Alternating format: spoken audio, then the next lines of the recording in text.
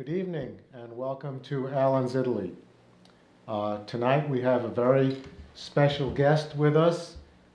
We have my friend Rick Hurst, who will be with me tonight to help us to do a tour of an area of Italy. We'll just show you that picture just so we could begin with that.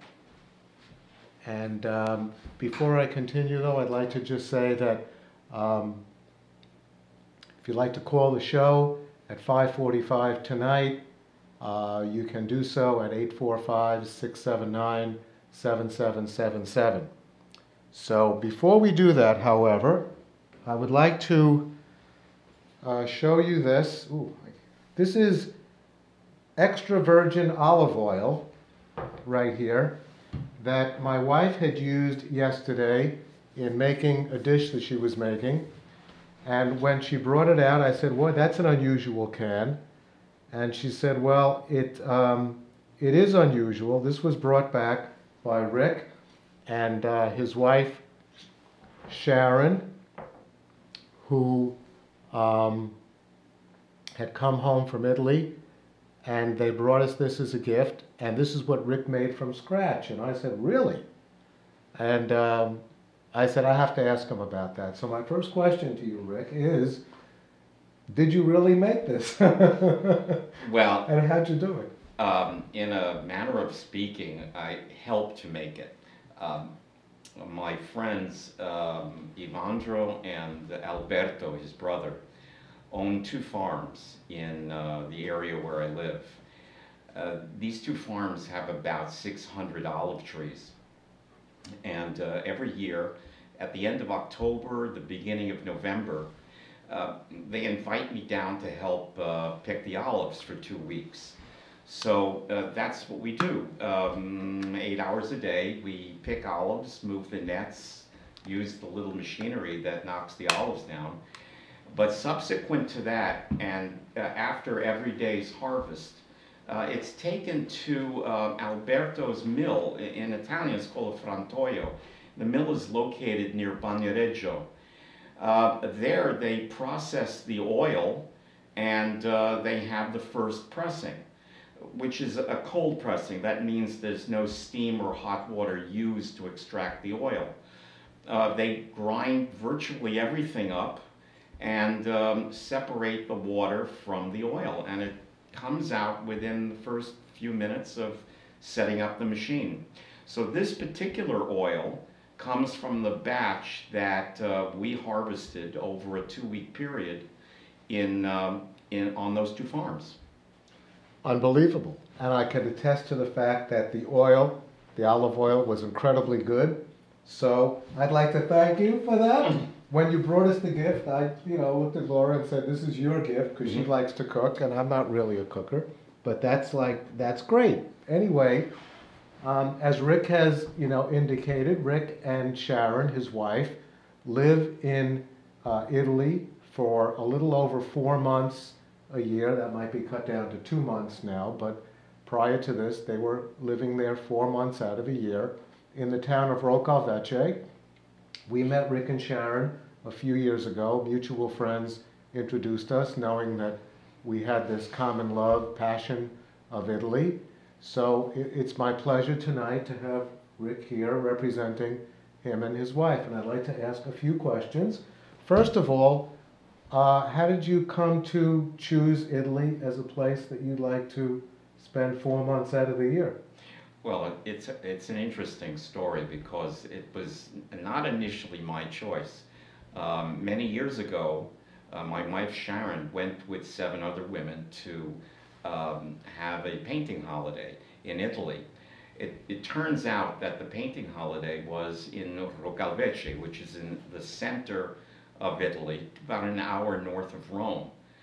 And she fell in love with the place because the town itself is a very, very old medieval town. It's a borgo medievale. And she fell in love with it so much that after returning there for maybe 2 or 3 times, she asked the owner of the villa we were staying at, Ivandro, whether he knew of any house that was being sold in the town. And he said, yes, I do. I was just renovating my wife's family's apartments. So that's how we got to know Roccalvecce. But was it, you know, like for example, if you hadn't come across Roccalvecce, would you have picked some other area of Italy? Was it Italy? I mean, in other words, did you choose Italy and then choose Roccalvecce? The area is extremely romantic. Italy is not only a beautiful place and has a wonderful history, but the people in Italy are extraordinarily friendly, and they were very welcoming at Roccalvecce. So that we felt entirely at home there, right from the beginning. And yes, Italy is beautiful all over, but this was serendipity. It was just a wonderful chance meeting of being in a wonderful place and meeting wonderful people. Okay. Could you tell us a little history of the town of Roccalvecce? Yeah, the town of Roccalvecce is, it's small. It was founded about 400 AD by a family called the Vecchia, or Vecchio, or Vecchia. It's not quite known what their name was. But they put a castle on top of this small hill, and a castle in Italian is Rocca. So it became the Rocca della Vecce. After many years of being in existence, changing hands among many of the great families in central Italy, like the Colonna and the Aldobrandi. The last owners, the Gatti, fell on hard times around 1600, and they sold the town with the Pope's approval to the Costagutti family, and the Marchese Costagutti is now the official, I couldn't say owner of the town, but his castle is the largest house there. And so it currently has about 250 people. No restaurants. No restaurants. It does have one great shop, one little negozio that sells everything. And it's, although tiny, it's extremely clean and well used. Is it like a grocery store? It's a grocery store. It has farm implements. It has virtually anything that a little town would need. Kind of like a general store? A general store, yeah. Okay. Okay, interesting. Okay. And do you have, you know, a lot of friends there? Well, actually, we have several friends. Roccalvecce is quite interesting in the sense that nobody speaks English. I couldn't live there. So we're forced to speak some Italian. Not the best Italian, but Italians are extremely, they're extremely pleasant, and they'll allow you to mangle their language easily. In fact, they sort of love the fact that you even speak anything in Italian. Right. So we're very fortunate to have downstairs neighbors and neighbors across the way and down the street. Our downstairs neighbors, Graciela and Johnny, are probably our closest friends. As a matter of fact, Johnny picks us up occasionally from the airport and takes us back to the airport every time we come and go. Our friends Anna and Ivo next door. And down the street is Aldo, who fixes everything. And Pietro down on School Street, which is what it's called, School Street. Okay. And these people really they're wonderful people who have shown me a wonderful way of life in a small town in Italy. Right. Okay, so let's look at this first picture. Now, tell us what this is. This is a view from our terrace. Okay. It looks down on the main road toward the accompanying town, Sant'Angelo. And it looks over the countryside. You can see in the background carved up fields, hedgerows still separating all those small field plots. That's because this is not a consolidated farm area, but it's entirely an agricultural area.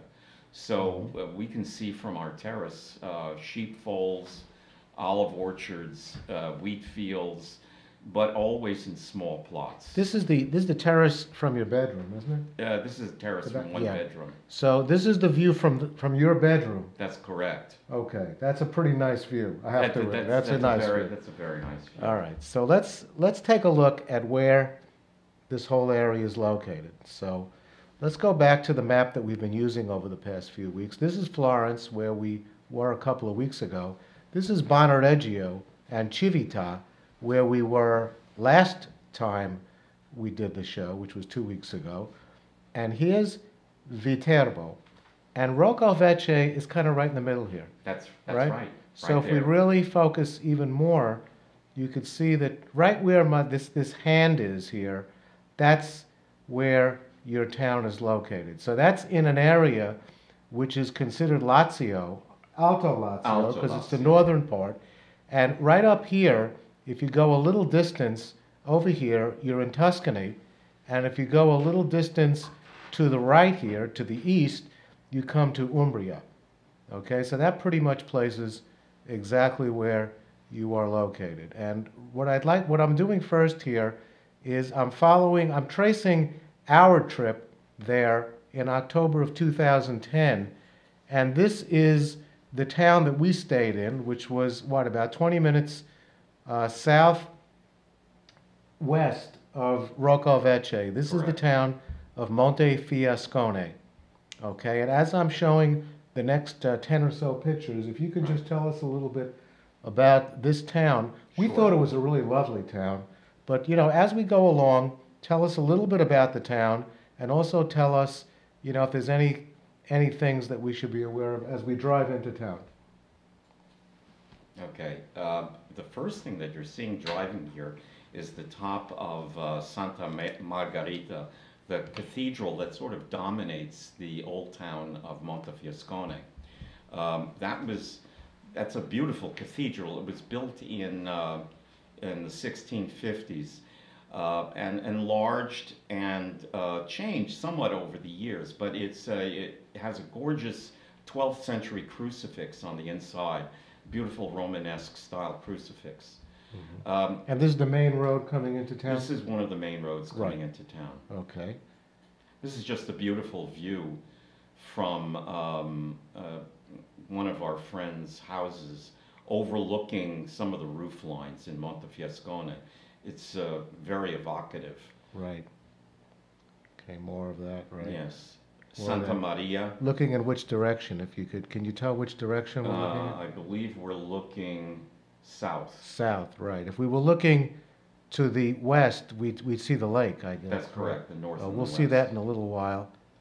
Here's a portion of the new areas in and around the old city. Right. You can see Montefiascone is on a small rise. It was called Mons Faliscarum because it was founded by the Faliscan people about 3,500, 4,000 years ago. Mm-hmm. That's a close-up of the church, I guess. Of the church. Right. It's constant repairs. In restauro. Well, when you have a church from, the 1600s, you're going to have to do a little work on it over the years. Yes, constantly. More views. More views of the from the heights of Montefiascone. Right. This is one of the Via Verentana. That's the entrance to the road leading up to the main gate. Right. And that's one of the main gates. Right. There were originally walls all around the city. There are some walls still left, but this is one of the three main gateways. Right. Well, I remember, correct me if I'm wrong, because it was over a year and a half ago, But there's a parking lot over here. Is that where I parked my car over here? Yes, right Yes. over there. I parked down here, walked up some stairs, and then, we would then walk into town. I would then walk into town this way. Right. Actually, we pulled in this way to get to the hotel. I think we dropped off our luggage at the hotel, and then I took the car back somehow, parked the car, and then walked back. I think we drove around Oh, the did we? city Yeah. once. Yeah, we Right. drove around. Okay. It right. only goes one way. Right. And here we are from on the other side of the entrance to the town. Right. And you can see we can only go one way, and Yeah. there's Laura. And that little sign there, the red sign with the line, horizontal line, means one-way street. One-way Do not street. enter. Do not enter. And I've entered a few of those, either because a hotel owner told me to go that way, even though I wasn't allowed to, or because I was just bewildered. And there's Laura right in front of that. Oh yes, that's the main fountain in the main piazza. As usual in small town Italy, this is called Piazza Vittorio Emanuele I, Victor Emmanuel I, which was the king of Savoy and then the first king of Italy. Right, the king of the And unified Italy. Unified Italy after 1871. Right. Now, I love this little piazza, right? I really Right. liked it. We had some cappuccino in a place right off one of the, I don't remember exactly where it was. It could have been this It place. was just opposite the Do you remember? fountain. Right, exactly. Very, very pretty piazza. We are now walking, On Via Cavour, toward your hotel. hotel, right, the Urbano Quinto. Urbano Quinto, right. Urban the The Fifth. fifth, right. And that's me and David over there with Randy pulling up the rear and Laura taking the pictures. It's more pictures More from pictures the, of the town, right. From the hotel? No. I think this is from a view that is the reverse view from Lago Bolsena. Right, so we're looking from the west looking east. That's correct. Okay, more views. Okay, we don't have to remark on everything. You can see the beautiful countryside. And more of that. Just lovely landscape. Is that the lake in the back? Yes, that's Oh. the lake in the background. So we're looking now west, and the lake, the town of Montefiascone just, Southeast overlooks. of the lake. Right. And that's another view from that, in that manner. Another view of the church. And that's the entrance to the Pope's summer residence around the 13th and 14th centuries. That's called the Porta Aldo Brandi. Right, okay. I guess this is just a road Mm-hmm. into town. More countryside, beautiful countryside. Vineyards right in the center. And? Yes, well, this is the road into my town. This is the Via di Maiocchi. And you can see it's a typical stone hill town in central Italy. The roads are paved with flagstones. We have the town walls were knocked down, and a lot of the building material was used to make the apartments on the right-hand side. Mm-hmm. What's that building on the left? The building on the left actually is a small rise from the street that holds up another series of apartments. And Right. below that are a couple of store areas called cantine Mm-hmm. that are carved right out of the rock. Right. It's a quiet town. It's a very quiet town. Very, but very, Tranquillo. lovely. That's our apartment. On the right-hand side, where the red shutters are, our apartment is the one on the top, and our neighbors, Graziella and Johnny, live on the bottom. To the left is Ivo and Anna's house. Now, I remember your place being a duplex. So where would the second level be? The second level is right under the roof. You can barely see the terrace on the extreme right of the Here, building. let me show that. It's right over there. Yeah. That's the view we had, the That's original right. view. It's not a huge place, but it's really wonderful. It's beautiful. It's very charming inside, Yeah. if I remember correctly. Very homey. I just enjoyed being in there. That's the two of you. That's That's correct. Sharon on the left and Rick on the right, standing in front of their entrance. And that was one of the cantina and the town's well. That was built about, it was constructed about 100 years ago, and the two little seats on either side were put there just for holding water jugs. The cantina doors open into what was formerly my studio. Right. And that actually was literally cut out of the rock with hammer and chisel. Oh, wow. And is that dog like a 500-year-old dog? Yeah, that's a 500-year-old. 500-year-old dog. Actually, it's one of the two town dogs. He sort of runs around and pokes his nose into Only everything. two dogs? Two roaming dogs. Right. Two roaming dogs. They just sort of, I think they're the mayor and the vice mayor. Right, yes. Elected mayors. Elected, I assume, yes. right. Okay, there's a close-up of your former studio in the cantina. And this again is the view from your patio, your balcony, and this is a pretty nice bedroom view, I have to admit. Is that from the same balcony? That's from the right. same But balcony. looking to the left instead of straight ahead. Beautiful, beautiful little hill town. This is from your balcony looking at the town of... Chileno in the Right. background. Okay, so that little town up there, let me just show our viewers that there's the town. I Right. guess that's the church. Right, It occupies this ridge right over here. right. That was one of the ancient neighboring towns. It's about as old as Roccalvecce. Right. Okay, that's a view from the outside of town. That's I guess, correct. Looking at it. Very pretty, beautiful sky there. And that's a picture of the town. Right, that's a beautiful shot. Yes. The main building there is the Castello. Right, that's And the tower is the campanile for the adjoining church. okay. And that's coming up to the entrance to our place. Ours is the balcony on the extreme left-hand side. Ah, so this is looking towards the back. That's correct. I see. The back of our house. Okay, beautiful.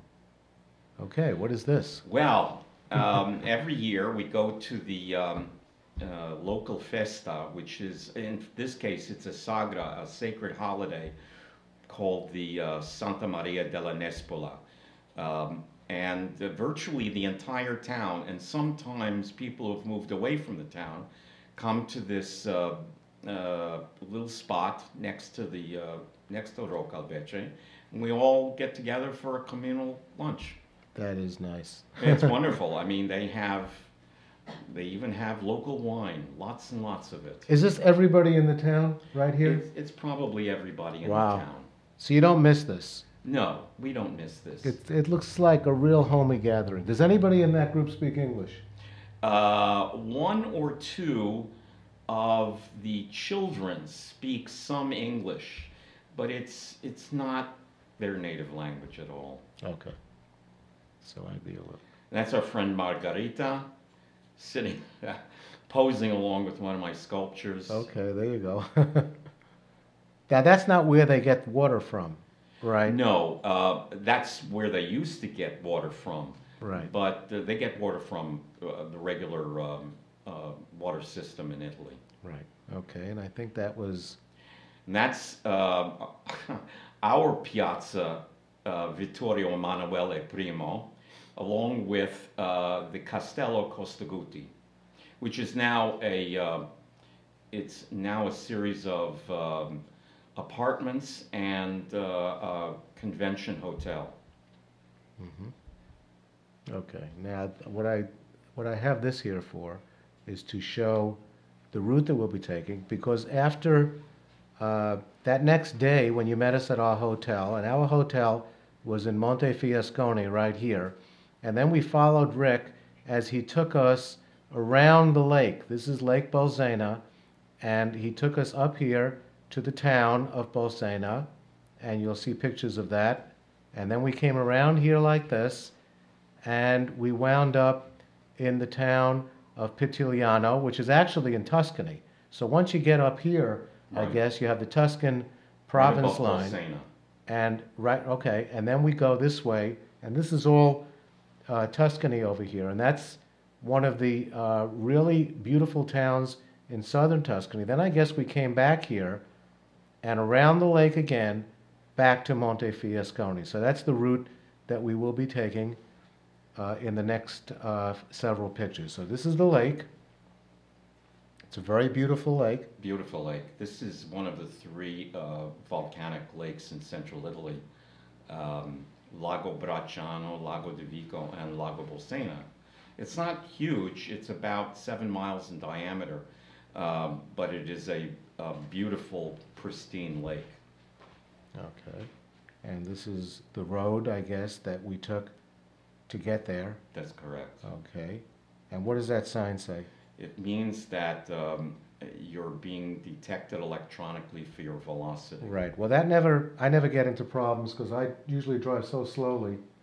That's true. I take my time. Yeah. There were times when you got a little ahead of me and I would you'd look in the rearview mirror and say, I better slow up because I take my time when I'm driving on Italian roads. Very pretty road. Yes, it is. And here we are in Bolsena. This is one of the main gathering points. Bolsena is primarily a tourist town, especially during the summer. Many people from both Germany and Australia somehow wind up here for 2 or more months to be near the lake and also to use all of the agriturismo and camping facilities that are in and around the city. Okay, It's a tell very us old what city. tell us what an agriturismo is. And agriturismo began as farmhouses that hosted people who would want to spend some time in an Italian farmhouse learning how to cook or learning how to grow olives or grapes. It has since become a general tourist haven for people who just want to spend a time not in a hotel but in an Italian home. Right. Yeah, I've never done that, but it's certainly tempting. Yeah, Are they nice? they're very nice. They're very nice and very hospitable. This is another view of the that main plaza. It's a beautiful town. Yes, it's a beautiful town. So we're There's Sharon Sharon again. in the car, waiting for us. Again, the car, but the beautiful scenery in the background. Very pretty town. Yeah, it's a very old town as well. It's another one of these ancient Etruscan towns. There are Etruscan walls as serving as the base for the walls of the medieval city. Okay, we're back on the road. I guess, is this still Bolsena? This is still Bolsena. We're on the beach. Beautiful beach. You can see here we are, the four of us. This is Randy, David, that's me over there, and Rick right behind me, on the beach. On the beach. Do people, bring, I guess in the nicer weather, blankets and? Oh, yes, this is one of the great spots. Bolsena, and in fact, all the way around the lake, including one of the main islands in the lake. Right, there's the four of us, enjoying the lovely weather. Another view of the beach. Yeah, that's one of the great Very pretty restaurants beach. there. Oh, I didn't realize there was a restaurant over there. Yes, okay. Another view of the town, right? Yep. And we're back on the road. And I love these pictures. You know how I like, maps and things like that. And you can see that we are going to be headed towards Pitigliano, which is I guess the fourth sign down on the left side. Right. So we're going to be going to the northwest, and if we went to the northeast, we'd come to Orvieto and Acqua Pendente and Siena. I love taking pictures of these signs. And we're on the road, headed towards Pitigliano, and here we are. Yeah, Pitigliano, another very ancient town of Etruscan origin, and it sits right on top of Tufa Hill. Um, that's extremely dramatic. The entire town is sort of floating on this sea of greenery. At night, they light up the town from the bottom, and it looks like this magical place. It's a very, very old town, and probably it's most notable for the fact that for about 400 years it hosted the largest Jewish ghetto in Italy. We'll be seeing part of that in a little while. Very pretty town. This is Okay. the entrance to the town. I remember driving along that. There's the Carabinieri patrolling the town. Right, slow up because there's the Carabinieri. Tell us the difference between Carabinieri and Polizia. Polizia Polizia. are local police. The Carabinieri is a national armed forces police. It's something as if the FBI were wandering around all of Italy. Right. So what you'll see here is partly the Orsini Castle, which is a huge complex of which there are perhaps 20 in and around Alto Lazio. And you can see the remains of an aqueduct that the Orsini used to bring in water to the town. It was an aqueduct that went all the way back toward right here. Lago Bolsena. So this is a Roman aqueduct. No, right? this is actually built in 1500. Oh, and they were still using aqueducts. And they were still using aqueducts. Wow. Yes. Okay. There's a better view of the aqueduct, right? Yeah. That's a beautiful view of the town. Yeah.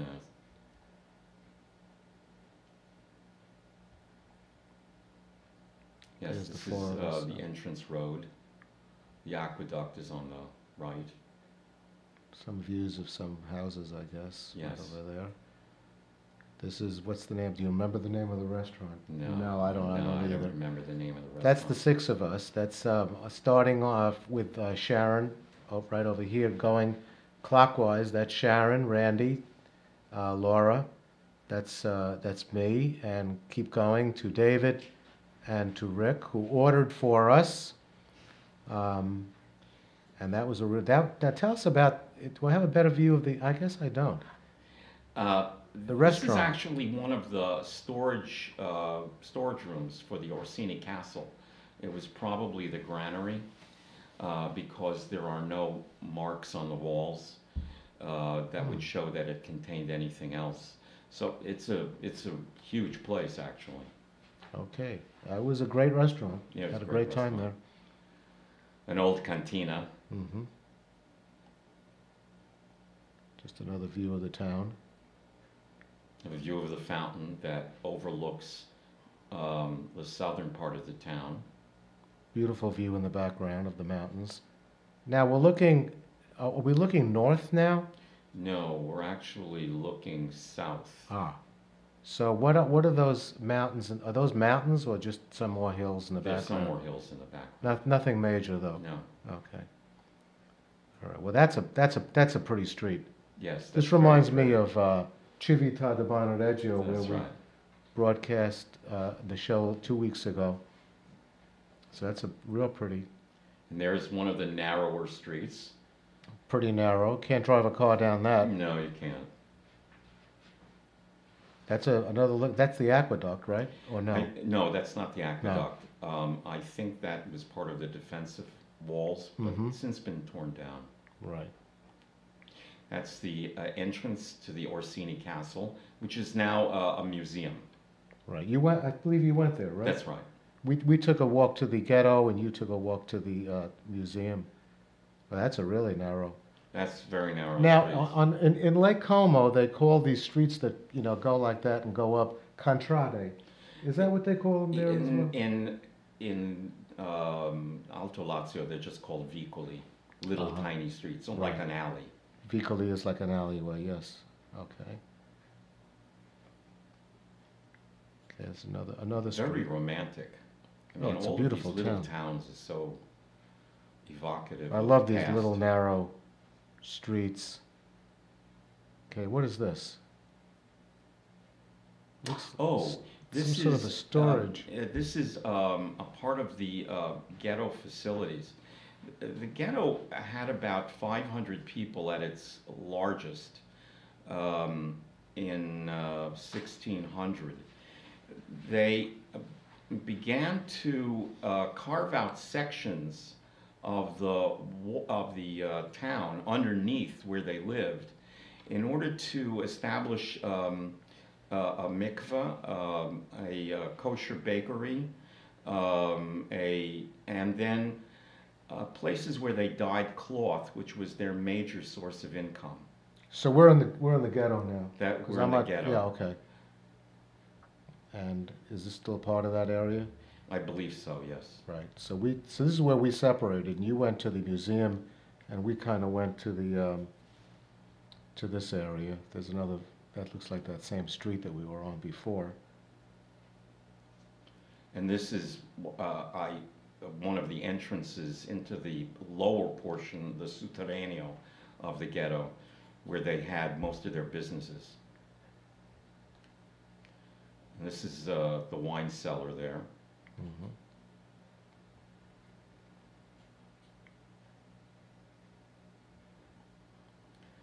The entrance to the main ghetto.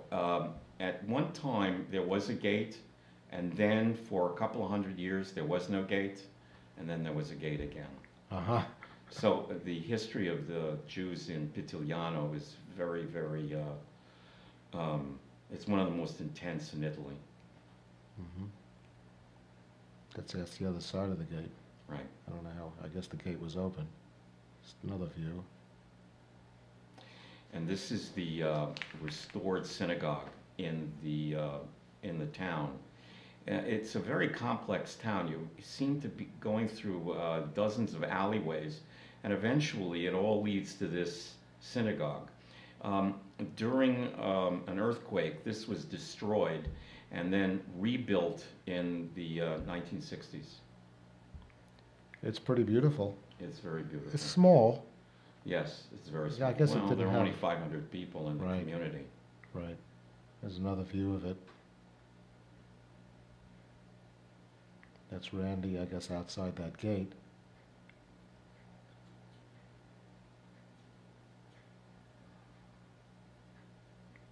Just an old well. A medieval well. The And gallery. medieval stocks. Okay, that's that hasn't been used in a while, I I see. don't think so. Okay. They may use it for the captain of the Costa Concordia, though. Well, we have a phone call. How do you like that? So, Okay. just a moment, and let's see who this is. Good evening, and welcome to Alan's Italy. Hi, my name is Karen, Hi, and I was wondering if you could answer a question that might not be exactly on the topic you're doing tonight, but nevertheless, I did have a question pertaining to Italy. Go ahead. I had done some extensive traveling in the 90s to Rome, Florence, and Venice, and my favorite was Tuscany.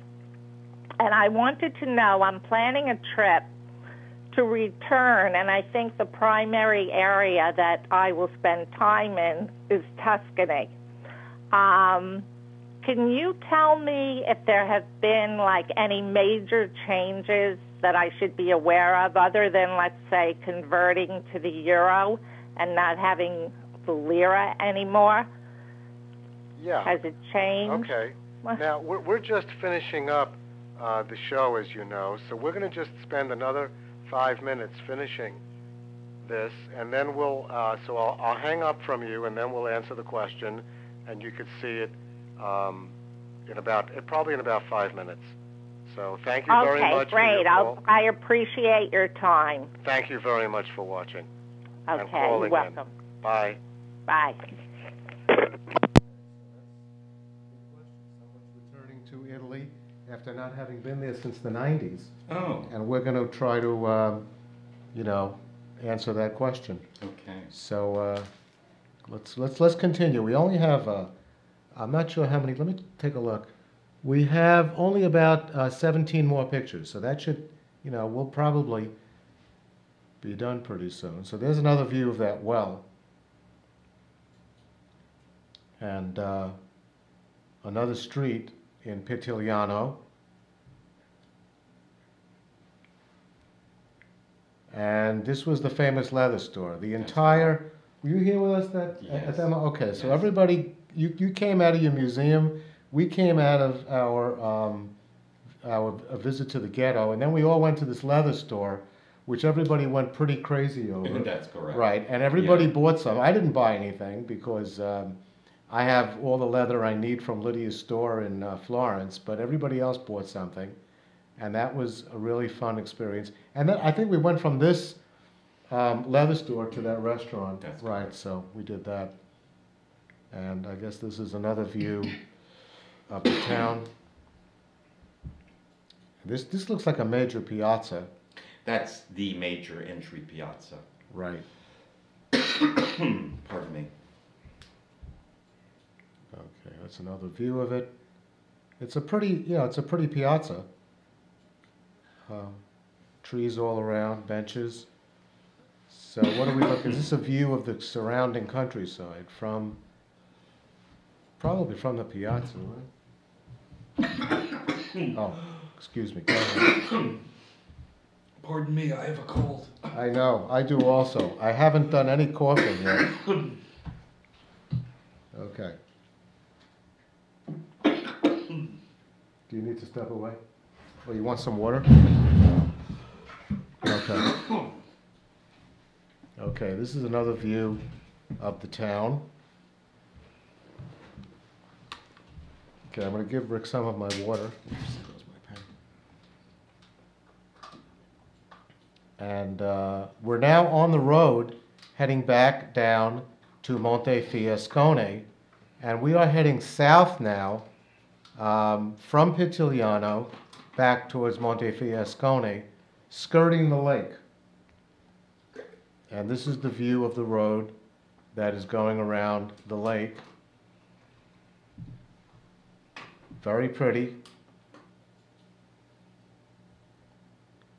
And we happened upon a bunch of sheep, a herd of sheep. It's not called a bunch, right? No, it's called a herd. A herd of sheep. I'm not used to this kind of thing, so I don't know what you call a bunch of sheep, but I guess it's called a herd. And Laura had this incredible video, which we're going to now play for you, of the sheep. So we pulled over our cars, and I believe there's one black sheep right in the middle, right?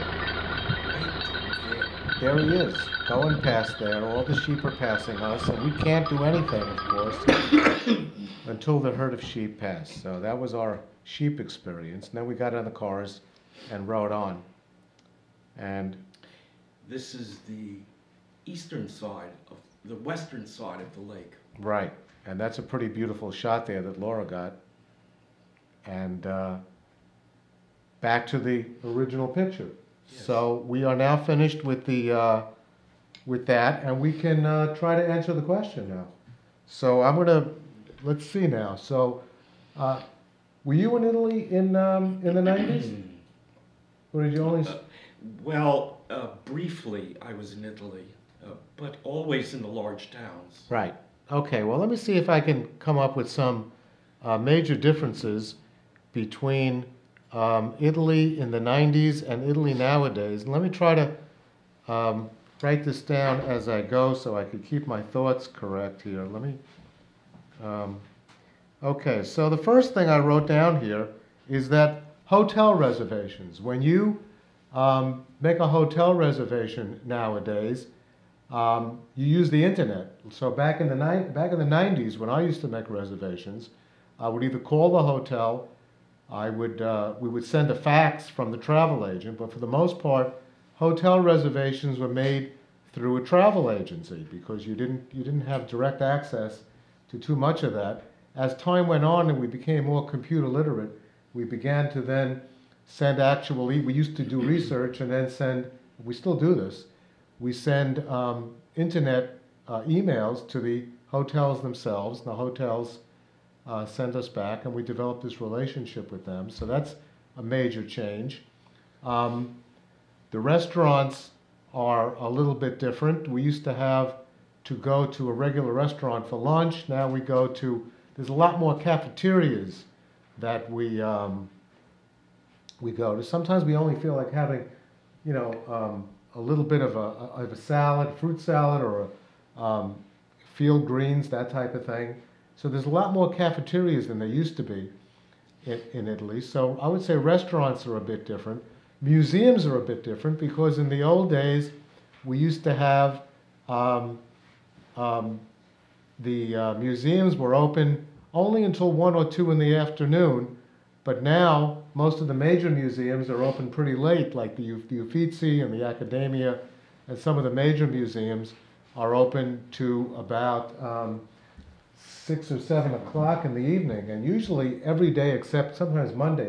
Right. Well, usually they're closed one day or another, and they're certainly open pretty late, so you don't have that problem. Not only that, but you can get a reservation at a museum, which you were not able to do back in the early 90s, so you don't have to wait 2 hours now to get into the Uffizi.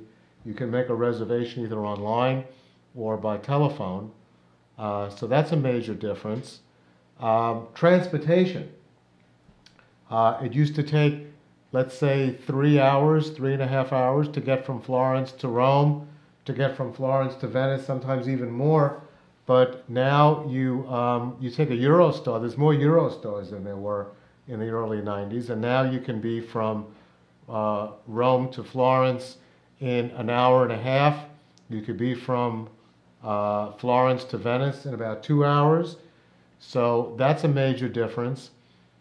The language. I think more people in the major cities speak English, more fluent English than they used to be in the 90s. So you can pretty much get by with knowing a little bit of Italian and just communicating with the locals using English.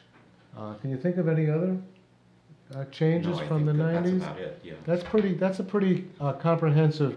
So to Karen, when she goes back there soon, we hope she gets to go there soon, she would experience those difficulties. Of course, as she mentioned, the advent of the euro instead of the lira, which took place, I believe, in 2000, and caused an immediate rise of prices.